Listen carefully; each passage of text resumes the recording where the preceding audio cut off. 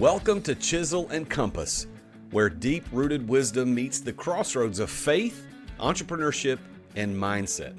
I'm the real Jason Duncan, and he's Dr. Justin Moseley, the Mindset Doctor. And we're here to help you refine your vision and navigate life's toughest challenges with purpose-driven strategies and real-world insights. Each episode, we're going to dive into faith-driven leadership, business growth, personal development, and the mindset shifts that drive lasting success. Now, whether you're building your business, enhancing your leadership skills, or pursuing personal growth, this podcast equips you with the tools and perspectives you need to lead with conviction and live with impact. This isn't just about where you're going, it's how you get there. So let's get started. Welcome to another episode of Chisel and Compass. Hey there, I'm the real Jason Duncan, and sitting across from me is my co-host for Chisel and Compass. This is the great, the one and only, the Mindset Doctor, Dr. Justin Moseley. Glad to be back. Yeah, so today we are recording a show where we're going to be talking about your purpose in life. Like, what is the purpose of life? It's the age-old question. Have you ever had anybody ask you that question? Yeah, well, and you know my story, so it really hit me because we all question our purpose in life at some point. Like, why are we here? Like, what is the purpose of all of this? But I survived a near-death accident, and when I survived that, I ask a different question. Not why am I here, but why am I still here? Because it could have been different. If I didn't survive that, it could have ended all in that moment. So that really changed my perspective on, man, life is a gift. Like, we didn't have to wake up this morning, but we did. And if we can really figure out, like, what's the purpose to all of this, and we can wake up every day with a purpose, it changes our life from just day to day going through the motions. You know, I've had people over the years from time to time, I don't remember a specific occasion where people will say, what's your purpose in life, or what do you believe the purpose of life is?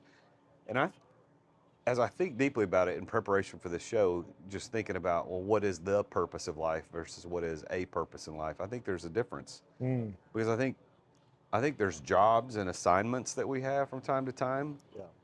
And that is a purpose for a time. Yep. But what does God intend? Well, like, what did he create us for? What's the purpose behind all this? Yeah. I think those are different questions, and I think people get that mixed up. What do you think? Yeah, and I think because a lot of times we blend our purpose with our identity. It's like, for me, I'm a chiropractor by trade, and I was a great chiropractor, had an amazing practice, helping people, making a difference, thought I was living my purpose, but then I blew my shoulder out to the point where, I was adjusting people, my shoulder would go out the back, I would step back, pop my shoulder back in, and keep adjusting. But it got so bad, I couldn't even lift my arm up. So it got to the point where, thankfully I had stem cell, which saved me from having to have surgery, but I had to stop adjusting completely. So I went from, man, my purpose is I'm a chiropractor, to now I can't be that. So there was this dark time of like, man, I'm not living my purpose. But what it really showed me was like, no, my identity and my purpose wasn't to be a chiropractor. It was, I want to make a difference in people's lives. Chiropractic was just the vehicle of where I was doing that. Yeah. But what it opened my eyes to is, hey, there's so many other ways to make a difference in the lives of others. And that's when I shifted gears, started putting out content, started speaking. So I was able to actually live my purpose on a greater scale when I took myself out of just my job role. And I think that's why I believe that there's assignments and then there's purpose. Like, what is the purpose? So your assignment for a season in your life was being a chiropractor, but the purpose of why Father put you here on the planet to begin with, a part of that, an assignment was to be a chiropractor for a while. Yeah. You're also a husband, Yeah. You're a friend, you're the CEO of a chiropractic clinic, you're a coach.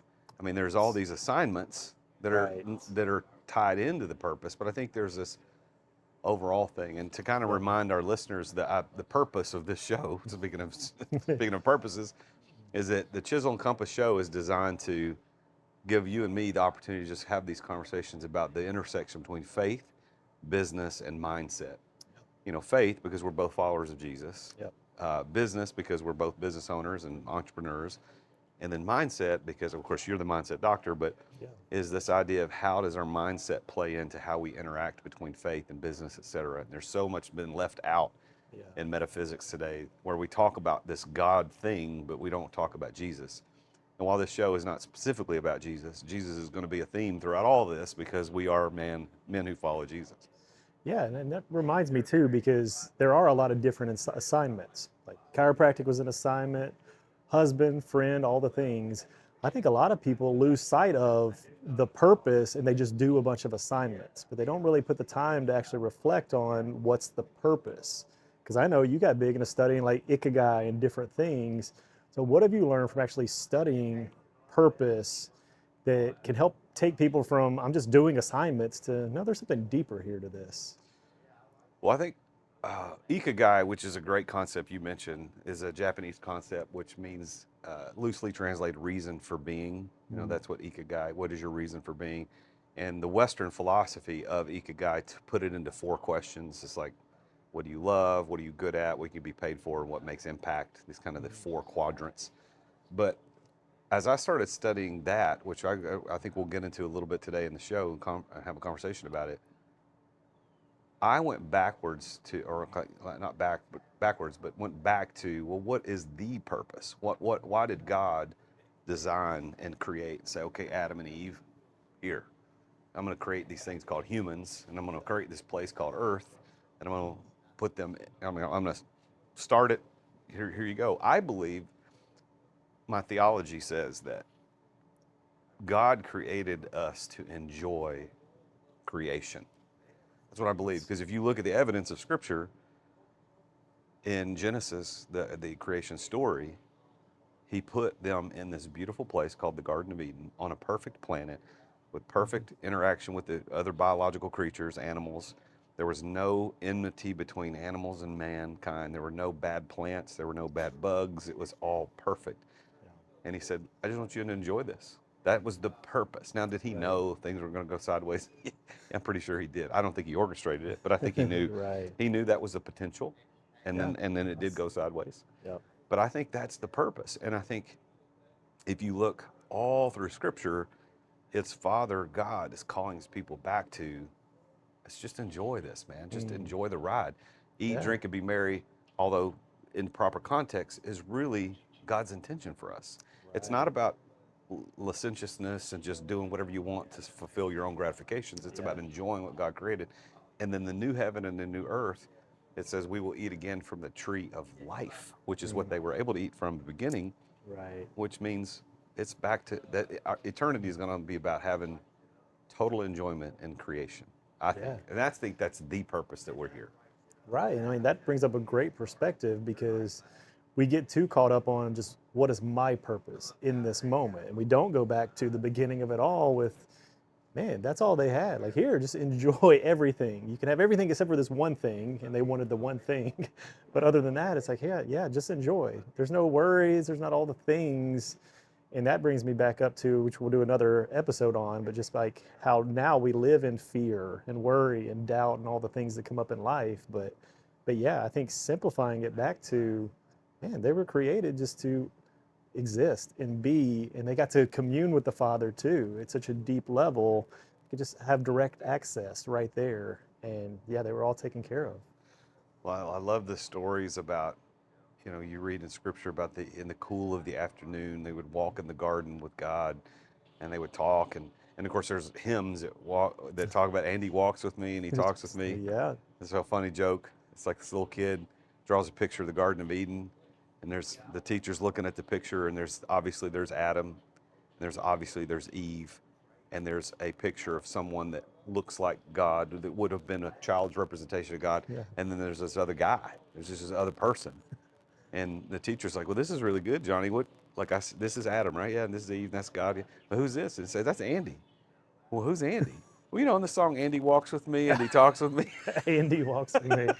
That's good. So, but I love the idea, though, that God walked in the garden with them and hung out. And they didn't have to worry about anything. They had perfect communion with him.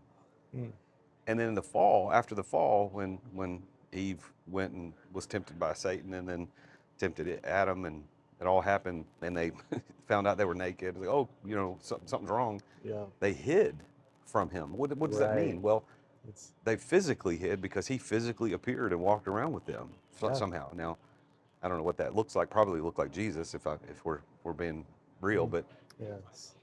they hid from him, which Mm. means that this was a normal occurrence. He didn't surprise them. This was Right. normal. They were like, hey, he's coming. It's our Yeah. afternoon walk. We got to go hide. I really do believe that's our purpose. I think Yeah. so I've taken this, personally, and I've looked at this and said, okay, my purpose in life is to use my gifts of teaching and leadership, which I feel like Father's given me, to serve other people, which I believe is His intent for us to serve people, and to enjoy this life He's given me. I think that's my purpose. So Yeah. for me, part of enjoying life is I love to go camping. I love to get out in nature. I love to go riding motorcycles. I love hanging out with friends and having good cigars like we're doing today on the show. Yeah. I like enjoying good food. I like enjoying, you know, uh, just like enjoying life. Yeah. And I think a lot of Christianity, unfortunately, says that that's not what this is about. This is about, debasing yourself, being aesthetic, like, and just suffering through life. And I don't think that's our intent. Right, yeah. And we all enjoy different things because it's all unique on your individual experience as you're going through life. And one thing I thought of when you said that, they hid from God and they also clothed themselves because they were naked roaming in the garden. And God was like, why are you hiding? And then they covered themselves because they were naked. And God's like, well, who told you you were naked? Like, how do you know this? And then because they ate from the tree and that exposed them to the feeling of, and I look at it today, it's like we clothe ourselves, we hide ourselves, we have fear, we have worry, we have doubt, all stemming back from that one mistake they made back then of eating from the tree. But then coming back to the purpose, you mentioned the things that your purpose, you got talents, you've got abilities, they allow you to enjoy the purpose. So back to that first question you asked me, do people ask you about your purpose? No, what they mainly ask is how can other people find their purpose? Because I think so many people are caught up of, I don't know what my purpose is. And a lot of people think that if I'm not solving world hunger, or I'm not feeding the hungry, or getting water to people across the world, it's not a big purpose. But your purpose could be anything. It could be being present with your friend and not thinking about five other things, and your wife's calling you, or the business thing you got to do. It could just be like, man, I need to be here for this friend. Or it could be I'm in the gas station and the clerk's having a bad day and I put a smile on their face. It could be being present, but for the people wondering about their purpose, like how can I find it? Maybe we go back to those questions from Ikigai to help people like, hey, what are you here for? Yeah. I really do believe that the people that are struggling, and I know people who struggle. I don't know what my purpose is, because I think that the Western thought has abused the idea of what Jesus and Scripture teaches about purpose and life, and also has abused what the Eastern philosophy of Ikigai teaches. And it would put a lot of pressure on that there's got to be a specific assignment. When in reality, I think the purpose in life for every person is to use your gifts, serve others, enjoy life. That's it. Like, I think Yeah. it's that simple. But there are assignments that go with it, which is why I think there's a distinction. And Ikigai helps, I think, the way the Western world took Ikigai and put four questions around it, even though Ikigai didn't originally have that. Yeah. It's like, the first question is, what do you love? Yeah. What do you love? Second question is, what are you good at? Third question, what does the world need? And then fourth question, what can you be paid for? So it talks about your passion, your mission, your vocation, and then your profession. Mm. And so those are assignments. What am I good at? Well, that's an assignment, because I was good at things a decade ago that I don't really care for anymore. I'm probably still good at it. I just don't really care for anymore. My vocation has changed. I was a pastor. I was a school teacher. I was an entrepreneur. Still am, but now I'm a coach. So my Right. vocation has changed. My profession has changed. Yeah. But throughout it all, the through line of all that is I used my gifts at the time, Mm-hmm. hopefully in service of other people, and I needed to, stop and smell the roses, enjoy Yeah. life. And I think that's one of the big things people do is they need to survey their life and say, what are my gifts? Because I love this conversation of simplifying purpose and just getting down to the basics. Because I think a big thing, like you mentioned, they think they need a specific assignment. I think a lot of it stems from people don't think they are enough. Like who I am today is Yeah. not enough. I need to be this. I need to make this. I need to have this car, I need to live in this area, like all that stuff I need. But it's you have the gifts, you have the talents, you have the abilities. Survey those. Say, what are my gifts? Because I love your story, going from a teacher to being a coach. You're still using the gift of teaching Yeah. in this assignment. So it goes back to, I'm living out the gifts that God gave me. Yeah, I think when I became aware of how the gifts that Father has given me have appeared in all my assignments, that became, I don't know, it was cathartic. It was like, oh, okay, I see. Because I was a pastor for a long time, and there's certain roles that you do as a pastor. I was a teacher for a while. There's certain roles and functions in that.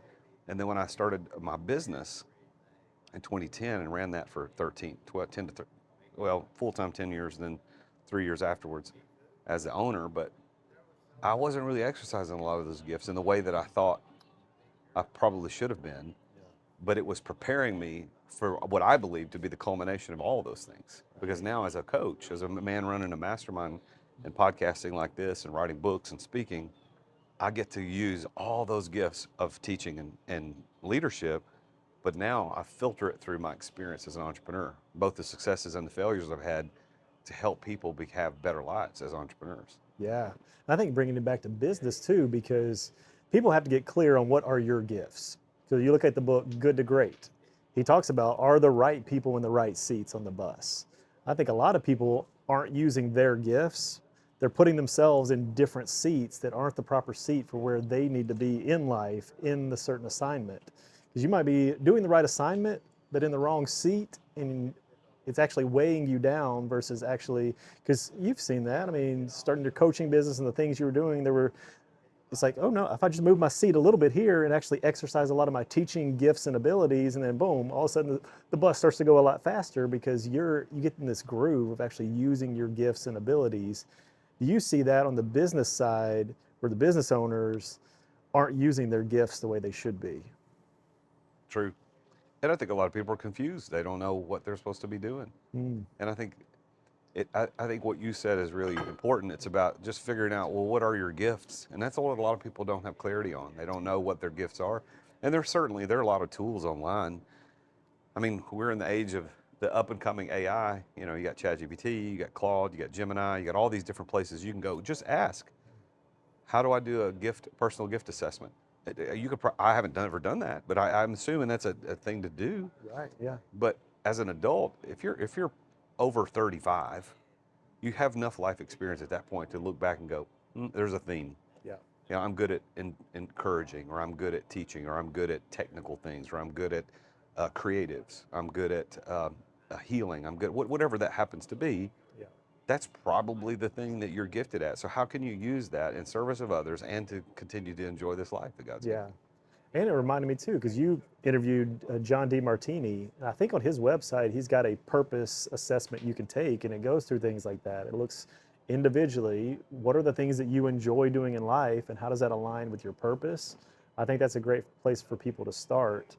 Because I think, again, when it comes to business, a lot of people just choose that as an assignment versus not really realizing, like you did, like you look through your life and there's a through line of all my gifts that I can apply in business, but people don't look at it like that. They're like, no, I just need to grow the business, do this, this, this, and this, versus looking at what are my real talents and skills. Because one of my mentors told me years ago, before even opening the chiropractic business, he was like, here's your skills. You can hire somebody else to do the part that you're lacking at. And that opened my eyes early on. Is like, I don't have to do everything. I can get the people to come alongside me that's their gift. So I think a lot of business owners are doing things that are weighing them down because they're trying to do it versus getting somebody skilled at it that actually enjoys to do that, to be in that role. Yeah.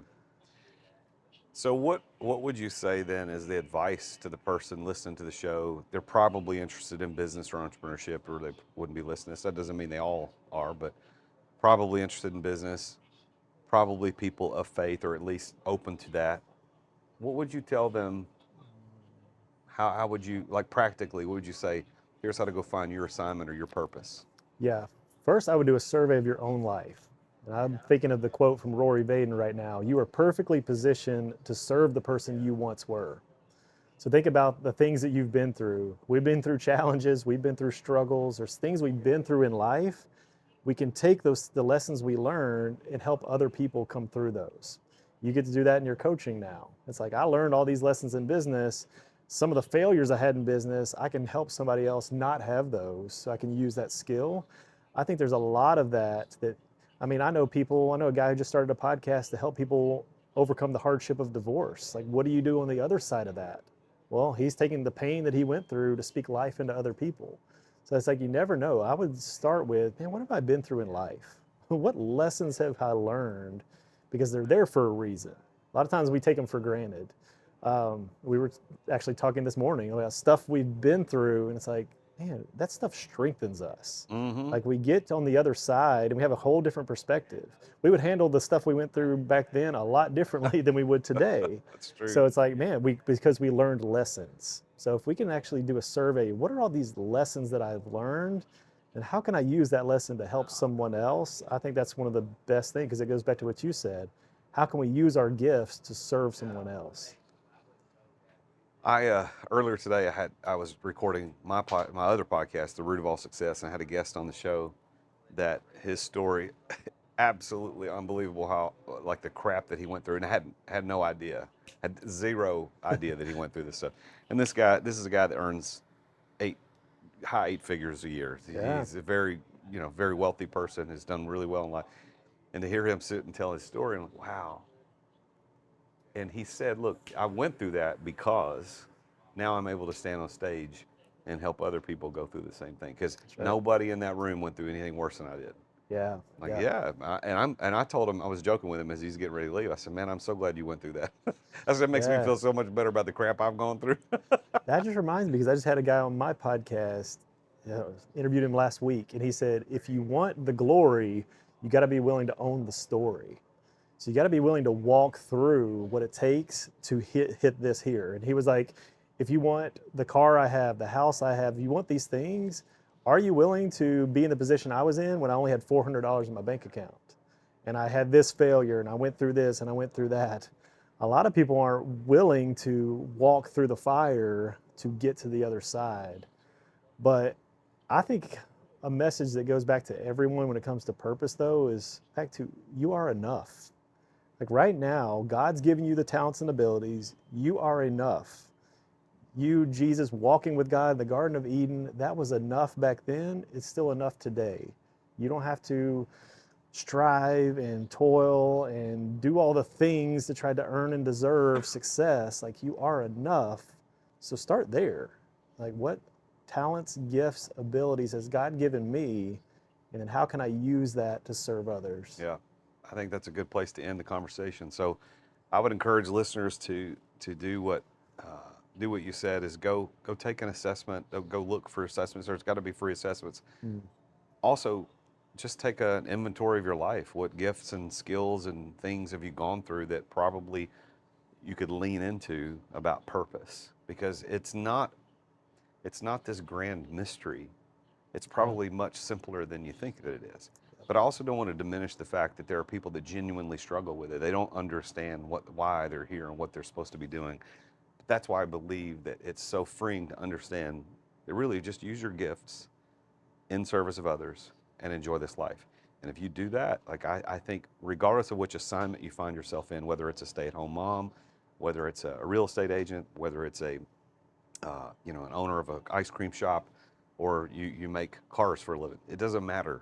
Like, you can live your purpose in any of those things, as long as you're using your gifts in service of others, and you get to enjoy this life, because I think that's why we're here. Yeah. And I think it goes back to the saying, like, I don't believe you find your purpose finds you.